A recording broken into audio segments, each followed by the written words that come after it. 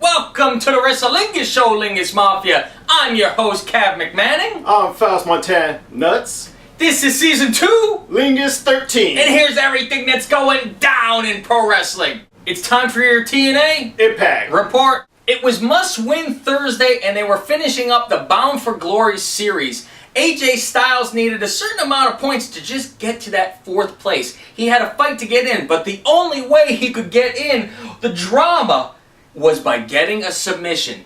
A pinfall wouldn't count. He would come up short. He needed to get a submission. So what happens? He tries to get the submission over and over and over. It doesn't work. So what does he do? He goes for the pin instead. Now what sense does this make? You would almost be better off just saying, screw it, I'm going to fight until I get the submission or lose, because it wouldn't matter if you got a pinfall. So I guess he's out of the tournament after he proclaimed he would win this whole thing earlier.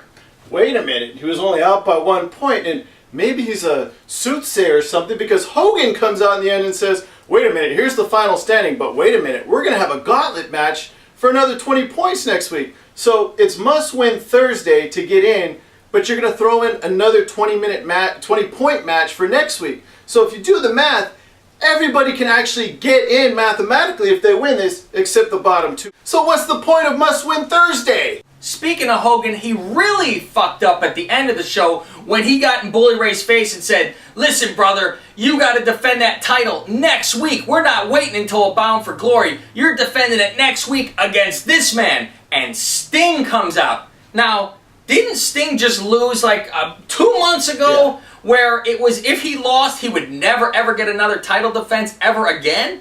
Meanwhile, after this show, TNA puts out a statement on Twitter saying, it's a non-title match, by the way. I mean, this is your company. You're the one writing half these storylines in the back with Bischoff. Come on, you got to know what's going on. It's time for your WWE report. So, this week, Triple H... Hey, the fuck is this? What? Is this any better? This week, the regime continues.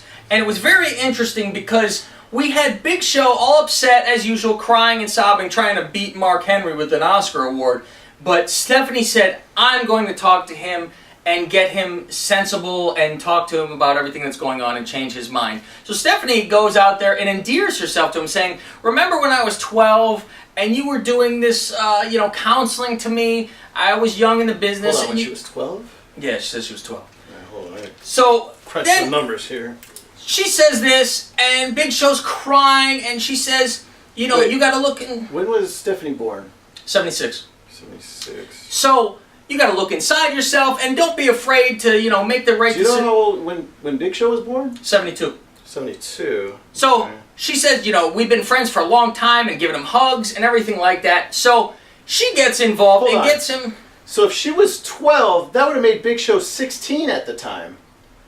Shame on you, Stephanie, for letting this guy go to WCW when you knew him at 16 years old. How dare you? That's just bad business. Talk about not good for business, right there. I don't know about you, but I am so bored with this storyline already. It is doing nothing for me, and it's actually pissing me off, and not like a good heat, but more of an X-Pac heat. I'm real tired of it. We've seen it so many times with the corporation, when it was The Rock was with the corporate championship, and then it was like even the ministry corporation that they did.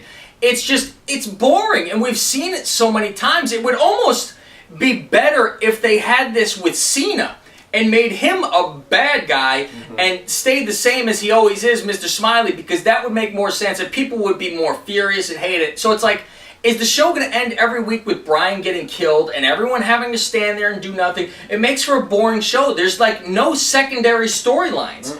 That is it. And thank God I signed up to Hulu this week to watch NXT. Because between TNA and what WWE is doing, I'm bored out of my fucking mind. The one good thing about this storyline seems to be people actually care about Big Show and care about what he's going to do and what's happening. I like that they finally gave an explanation, too, about this ironclad contract where It's not so ironclad. Yeah, it doesn't seem to be ironclad. It's, you better do everything we tell you, otherwise you're in breach. Good job there catching that, by the way. Also on the show, we had Cody Rhodes get in trouble for actually dare to tell Randy Orton, why don't you just beat Daniel Bryan and show you're the better man? So, of course, he had to face Randy Orton, which, you know, I'm glad they did one thing where he says, I'm going to give you a gift and give you Randy Orton. And usually people go, oh my God, you're going to make me fight this guy, when it's their job and they should be thrilled to have a chance to fight a guy who has a Cody's title. shot to rise to the main event. Yeah, so he actually goes, that's great, it's a great opportunity. And then they throw in, and they didn't even say the words fire. They said, your job's in very much jeopardy and you won't have this job very long, which was real weird, so I didn't think he was going to get fired for some reason. But he ends up losing, and it was a great match too. Yes. A lot of those near falls, I love that. So he actually loses and gets fired and kicked out of the building before his marriage. And, you know, a little side note, he's marrying a black chick, so now they're both out of a job. Hey-oh. So one goofy thing that happened later is Sandow came out to wrestle, and he still handcuffed his briefcase to the side of the ring. But Cody's gone, he doesn't have to worry about it anymore. I guess he's not watching the show.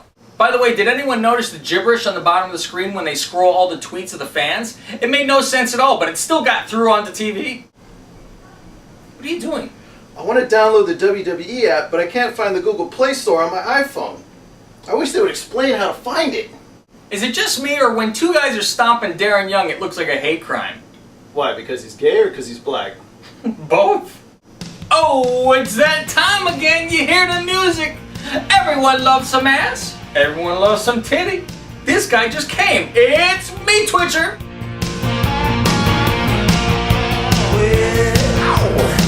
Rock the cradle of love.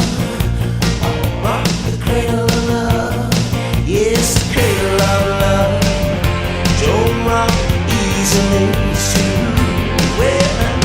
Rock the cradle of love. Congratulations, Miss Tessmacher, or as they're calling you now, finally, they're calling you Brooke. We thank you for all those retweets of our show. You blew our show up last week because of you. Otherwise, God knows we'd still have shitty views. Yeah. So, thank you very much, and we will give you your due. And we don't only do this because you're great, but you did earn it. It's ass-tastic, you must agree. So, if you will. Hey, let's go deep. We did this gimmick last year. Give me the fucking thing. Cap off. So, we'll give Tess her due. And she is at 7 now, which is beautiful.